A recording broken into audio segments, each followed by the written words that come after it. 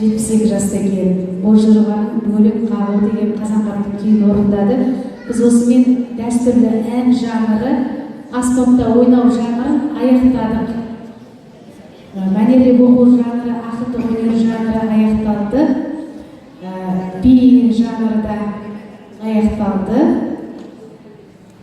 Келесі Қарағанды облысынан келген ансамбльге, Қарағанды қаласынан келген ансамбльге кезек бергіміз келіп отыр. Себебі ол кісілер қазір пойызға отырады екен. Көз көргендер, ардагерлер ансамблін қарсы алыңыздар. Қарағанды қаласынан келген.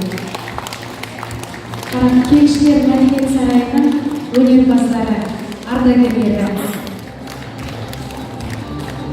Біржан Сара операсынан Мұқан Төлебаевтың операсынан